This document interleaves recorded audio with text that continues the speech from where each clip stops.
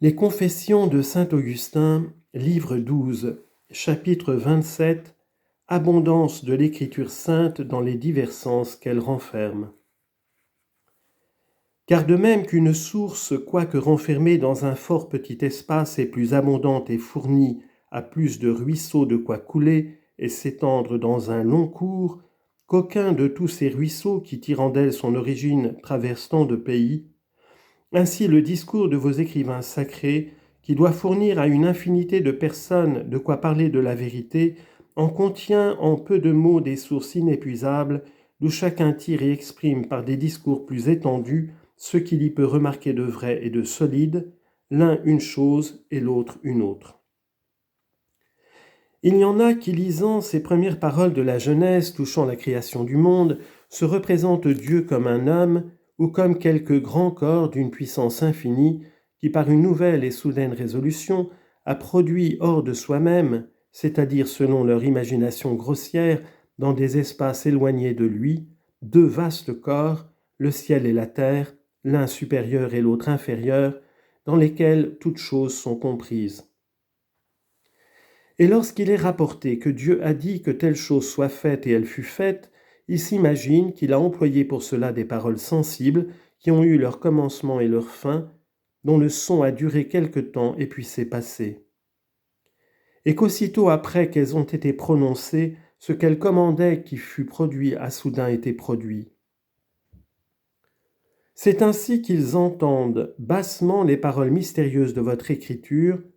ou en quelque autre manière qui ait du rapport à la façon ordinaire d'agir des hommes. Mais comme ils sont comme de petits enfants et du nombre de ces personnes animales dont parle saint Paul, qui ne peuvent rien comprendre que de charnel et sensible, le Saint-Esprit, par ces expressions si simples et si communes, auxquelles il a daigné se rabaisser dans vos écritures, soutient leur faiblesse comme une bonne mère porte son enfant dans son sein. Et cependant, ils se fortifient heureusement dans cette créance salutaire que Dieu seul est le créateur de toutes ces natures, dont l'admirable variété frappe leur sens de toutes parts. Que s'il s'en rencontre quelqu'un qui, méprisant ces paroles comme trop basses et trop populaires, ose par une faiblesse superbe sortir de ce saint berceau où il doit être nourri, hélas, que sa chute sera grande. Ayez-en pitié, mon Dieu, de peur que ce petit oiseau qui n'a point encore de plumes ne soit foulé aux pieds des passants, et envoyez un de vos saints anges pour le reporter dans son nid, afin qu'il vive et qu'il y demeure jusqu'à ce qu'il puisse voler.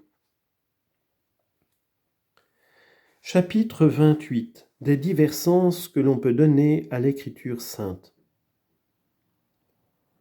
Quant aux autres, pour qui ces paroles ne sont plus un nid mais un jardin tout couvert d'arbres fruitiers, ils volent avec joie de branche en branche. Ils y aperçoivent des fruits cachés, ils chantent en les cherchant et les cueillent avec plaisir. Car en lisant ou en entendant ces paroles, ils connaissent, mon Dieu, que votre éternelle stabilité est élevée au-dessus de tous les temps passés et futurs,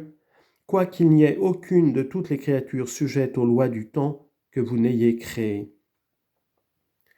Ils savent que votre volonté étant une même chose que vous, ce n'a point été en changeant de volonté, ni en prenant une résolution nouvelle, laquelle vous n'eussiez pas auparavant que vous avez créé le monde. Ils savent que vous l'avez créé non pas en produisant de votre substance une ressemblance parfaite de vous-même, comme lorsque vous avez engendré la sagesse éternelle qui est votre image accomplie et la forme originale dont tous vos ouvrages empruntent ce qu'ils ont de beau, mais en tirant du néant une dissemblance informe capable d'être formée par cette même sagesse, qui vous représentant parfaitement est le modèle divin selon lequel vous faites tout ce que vous faites. Ils savent qu'ayant ainsi imprimé dans chaque créature la forme particulière de son être, vous avez fait qu'elles vous ont toutes pour fin, comme pour principe, et que chacune d'elles se rapporte à vous autant qu'elle en est capable selon sa nature. De sorte qu'elles composent tout ensemble un tout excellemment bon, soit que les unes demeurent proches de vous dans une stabilité bienheureuse, soit que les autres, s'en éloignant par degrés et étant sujettes aux vicissitudes des temps et des lieux, servent par les changements qu'elles font, qu'elles souffrent, à composer cette belle et agréable harmonie de l'univers. Ces personnes intelligentes voient toutes ces choses et s'en réjouissent dans la lumière de votre vérité, laquelle seule les leur fait comprendre selon qu'ils en sont capables. Ainsi, l'un considérant ce qui est dit à l'entrée de la Genèse, du commencement ou du principe par lequel Dieu a fait les choses, jette les yeux sur la sagesse éternelle comme sur le principe que le Saint-Esprit a voulu marquer par ce mot, puisqu'elle-même s'est bien voulu donner ce nom en disant aux Juifs dans l'Évangile « Je suis le principe qui vous parle ». Un autre, en considérant ces mêmes paroles, entend par ce mot de commencement ou de principe le commencement de toutes les choses créées et prétend que ce que l'Écriture dit, Dieu a fait au commencement le ciel et la terre,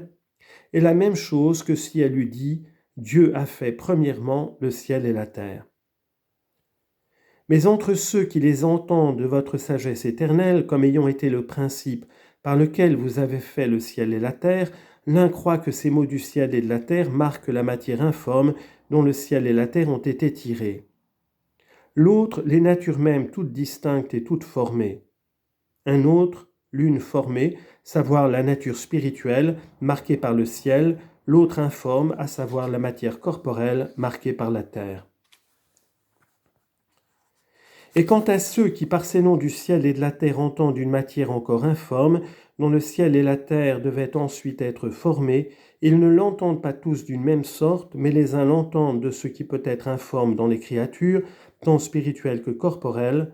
et les autres l'entendent seulement de cette matière, dont devait être formée toute cette grande masse corporelle de l'univers, qui dans sa vaste étendue comprend tous les êtres sensibles et qui s'offre à nos yeux. Mais ceux-là même qui croient que ce sont des créatures déjà formées et ordonnées, qui sont appelées du nom du ciel et de la terre, ne l'entendent pas d'une même sorte.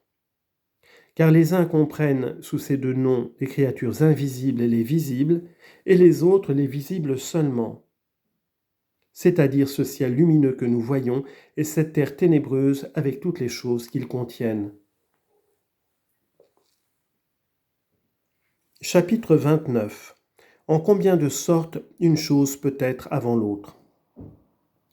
Mais celui qui prétend que ces paroles « Dieu a fait au commencement le ciel et la terre » ne veulent dire autre chose sinon qu'il les a fait premièrement et avant toute chose, ne peut entendre par ces mots du ciel et de la terre sinon la matière dont le ciel et la terre, c'est-à-dire toutes les créatures tant spirituelles que corporelles,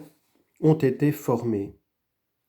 Car s'il entendait les natures déjà formées tout accomplies, on lui pourrait demander « Si c'est là ce que Dieu a fait premièrement, qu'est-ce donc qu'il a fait depuis ?» Et ne trouvant point que Dieu ait rien créé depuis la création de l'univers, il ne saurait que répondre à celui qui le presserait d'expliquer comment l'on peut dire que Dieu a créé premièrement le ciel et la terre, puisqu'il n'a rien créé depuis. Que s'il dit que Dieu a créé premièrement la matière informe du ciel et de la terre, et qu'ensuite il a donné la forme à cette matière, il évitera cette absurdité. Mais il faut aussi qu'il prenne garde à bien distinguer ce qui précède par l'éternité, ce qui précède par le temps, ce qui précède selon l'ordre de l'intention, et ce qui précède selon l'origine. Par l'éternité, comme Dieu précède toute chose, par le temps comme la fleur précède le fruit, selon l'ordre de l'intention comme le fruit précède la fleur, et selon l'origine comme le son précède le chant. Et de ces quatre façons dont une chose en précède une autre, la seconde et la troisième sont très faciles à comprendre, mais les deux autres très difficiles. Car mon Dieu, combien est-il rare et difficile de voir et de contempler votre éternité, qui demeurant toujours immuable fait toutes les choses qui sont muables, et par conséquent les précède. Et qui peut-on trouver aussi qui ait l'esprit si subtil et si pénétrant qu'il comprenne sans une très grande difficulté de quelle manière le son précède le chant? Qui est que le chant n'étant autre chose qu'un son formé et harmonieux, il ne peut pas être sans le son, puisque le son puisse bien être sans le chant, quoique le son puisse bien être sans le chant, parce qu'une chose peut être sans être formée, au lieu que ce qui n'est point du tout ne peut pas être formé. Ainsi, la matière précède les choses qui en sont faites. Non qu'elle agisse et qu'elle fasse les choses, puisque c'est plutôt elle sur laquelle on agit, et que l'on fait être ce qu'elle n'était pas. Non aussi qu'elle les précède dans l'ordre du temps, puisque nous ne commençons pas par des sons informes que nous réduisions après un chant, ainsi que l'on fait un coffre avec du bois ou un vase avec de l'argent. Car ces sortes de matières précèdent sans doute selon le temps les formes des choses qui en sont faites. Mais il n'en est pas de même du chant dont on entend le son lorsqu'il est chanté, et qui pour être formé avec harmonie ne commence pas par se faire entendre imparfaitement. Car ce qui a présentement résonné passe sans qu'il en reste rien qu'on puisse reprendre afin d'en former un chant, ce qui fait voir que ce chant consiste et est renfermé dans ce son et que ce son est sa matière, puisque c'est le son même qui étant réglé et formé avec harmonie devient un chant. Ainsi, comme je disais, cette matière qui est le son précède cette forme qui est le chant, mais elle ne le précède pas comme ferait une cause qui aurait la puissance de la produire, puisque ce n'est pas le son qui par son art produise le chant, mais que le son lui-même dépend de l'âme du musicien qui le produit par les organes du corps afin d'en former le chant. On ne saurait dire aussi que le son précède le chant de quelque espace de temps, puisqu'ils se forment ensemble, ni qu'il le précède par le choix que nous en faisons, puisqu'il n'est pas plus excellent que le chant, lequel n'est pas seulement un son, mais un son agréable et harmonieux. Et ainsi, il ne le peut précéder que d'origine, en ce qu'on ne forme point et qu'on ne règle point un chant pour le faire devenir son, mais qu'au contraire on forme et on règle un son pour le faire devenir chant. Que ceux qui le pourront entendre comprennent par cet exemple que la matière de toute chose a été premièrement créée et appelée du nom de ciel et de terre, parce que le ciel et la terre en ont été faits, et que ce que l'on dit qu'elle a été premièrement créée n'est pas à l'égard du temps, puisqu'il n'y a point de temps en une chose informe, ni ayant que les formes des choses qui fassent qu'il y ait des temps, et ainsi pour ce qui est du temps, la matière dont le ciel et la terre ont été faits n'a point précédé le ciel et la terre. Et néanmoins, pour la faire comprendre, on en parle comme si elle les avait précédés par le temps même, quoique dans l'ordre de l'intention, elle soit la dernière de tous les êtres, puisqu'il est sans doute que les choses qui sont formées sont beaucoup plus excellentes que les informes. Et enfin, elle-même a été précédée par l'éternité du Créateur qui l'a tirée du néant pour en former quelque chose.